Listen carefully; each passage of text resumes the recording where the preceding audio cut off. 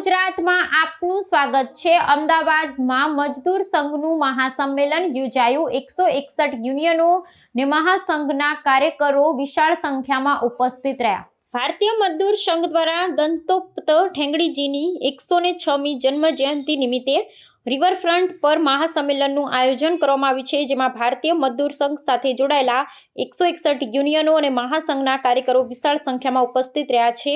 દરેક સંગઠન પોતાના પડતર પ્રશ્નોને લઈ મોટી સંખ્યામાં ભેગા થયા છે।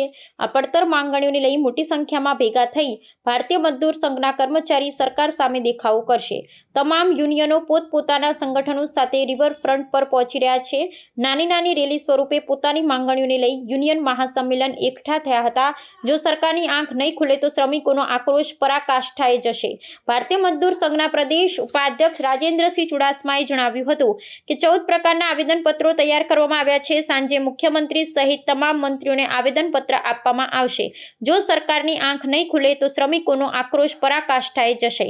જૂની પેન્શન યોજના લાગુ કરવા સહિતના મુદ્દાઓને લઈને જાહેર સભાનું પણ આયોજન કરવામાં આવ્યું છે। અનેક વખત ચર્ચા થયા બાદ પણ સરકાર દ્વારા કોઈ નિર્ણય લેવામાં ન આવતા વિરોધ પ્રદર્શન કરવામાં આવ્યું છે। તેમજ મહાસંમેલન બાદ યુનિયનના 5 સભ્યો મુખ્યમંત્રી સહિત તમામ વિભાગોના મંત્રીઓને આવેદનપત્ર આપશે। ગુજરાત સરકાર દ્વારા ઉદ્યોગ જગતમાં કામ કરતા કર્મચારી માટે કામના કલાકો 8 કલાકથી વધારીને 12 કલાક કરવાનો નિર્ણય લેવામાં આવ્યો છે, જેનું યોગ્ય નિરાકરણ સમિતિ બનાવવી। આ સમિતિમાં ભારતીય મજદૂર સંઘનું પ્રતિનિધિત્વને સ્થાન આપવું। આ મુદ્દે ઉદ્યોગોમાંથી આવેલી રજૂઆતને ધ્યાનમાં લઈ યોગ્ય નિર્ણય લેવામાં આવે એવી પણ માંગ કરી છે।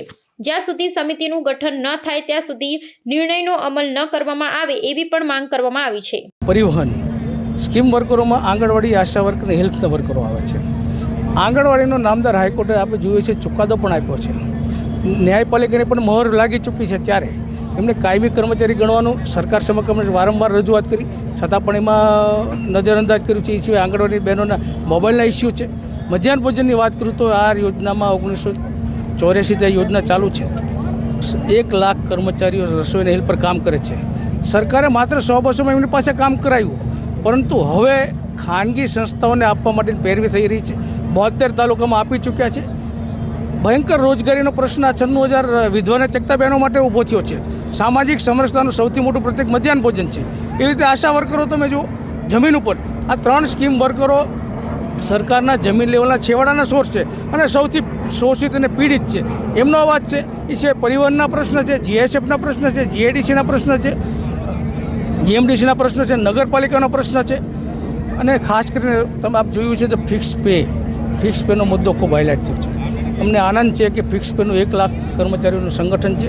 ગઈકાલે એમને પણ ટેકો જાહેર કર્યો અને હજારો ફિક્સ પેના કર્મચારીઓ એમને મર્યાદા સાથે અહીં ઉપસ્થિત રહેવાના છે। ત્યારે રિમોવ ફિક્સ પેનો પ્રશ્ન છે,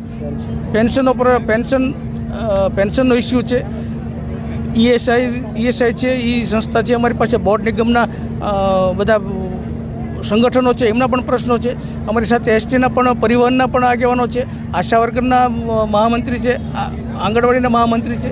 આ તમામ સંગઠનો આજે ઉપસ્થિત થઈને વેદના વ્યક્ત કરશે અને સરકારને આવેદનપત્રનું અમે વિચાર્યું છે। પરિપત્ર સરકારે જાહેર કરેલો જે ટાઈમિંગનો સવારે 8 થી 12 હા, બિલકુલ। આપ સૌથી મહત્ત્વનો મુદ્દો આપને આનંદ છે કે મીડિયા પણ આનું નોંધ લે છે। ભારતીય મજદૂર સંઘને સૌથી પહેલાં ગુજરાત સરકારે જે નોટિફિકેશન અને ત્યારબાદ કાયદાને સ્વરૂપ આપ્યું 8 થી 12 કલાક, ભારતીય મજદૂર સંઘે સખત વિરોધ કર્યો। અમારી માગણી હતી કે આવડું મોટું વિશ્વનું ભારતીય મજદૂર સંઘનું અસ્તિત્વ છે ગુજરાતમાં, તમે વિશ્વાસમાં પણ લેવાનું ન ઈચ્છ્યું। સરકારે સંવાદ કર્યો તો એમાં ચોક્કસ રસ્તો નીકળે। ભારતીય મજદૂર સંઘ 8 થી 12 કલાકનો સતત વિરોધ કરે છે અને એ અંગે પણ શ્રમ મંત્રી સાથે એકવાર બેઠક થઈ છે। એમાં પણ એવું નક્કી થયું હતું કે ભારતીય મજદૂર સંઘની કમિટીમાં લેવામાં આવશે, છતાં પણ એ કરવામાં ક્યાંક ને ક્યાંક પાછા રહ્યા છે। આજે સૌથી મહત્વનો મુદ્દો અમારે 8 થી 12 કલાકનો શ્રમિકોનો છે। ભાવિકાબેન બી, ભારતીય આંગણવાડી કર્મચારી મહાસંઘમાં ગુજરાત પ્રદેશ મહામંત્રી તરીકેની જવાબદારી છે અને ભારતીય મજદૂર સંઘના નેજા હેઠળ આજે અમે આ અમારી રેલી અને જાહેર સભાનું આયોજન જે કર્યું છે, એમાં ગુજરાતભરમાંથી 33 જિલ્લાઓના તાલુકાઓથી લઈ અને જિલ્લા લેવલોની તમામ બહેનો આજે અહીંયા આપ જોઈ શકો છો કે ખૂબ વિશાળ સંખ્યામાં ઉપસ્થિત છે। શું મુદ્દે મુદ્દા છે તેને લઈને તમારી માંગણીઓને લઈને તમે શું કહેવા માંગો? ખાસ અમારી માંગણીઓ અત્યારે આપ અહીંયા પણ જોઈ શકો છો અને ઘણી જગ્યાએ આપ જોઈ શકો છો કે આ સરકાર સાથે અમે 4 વર્ષથી સતત બેઠકો કરીએ છીએ, ચાહે રૂબરૂ હોય, ચાહે મૌખિક હોય કે ચાહે લેખિત હોય. આ સરકાર માત્ર સાંત્વના જ આપવામાં માને છે, બાકી વાસ્તવિકતા કંઈક અલગ છે.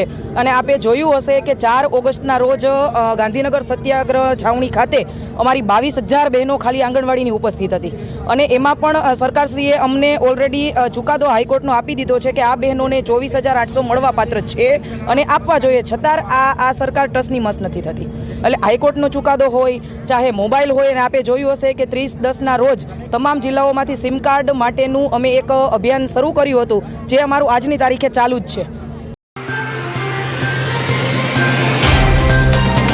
तो व्हाट्सएप, ट्विटर, फेसबुक, इंस्टा जहाँ भी आपका अकाउंट है, इसे शेयर बटन के द्वारा वहाँ पर शेयर करें.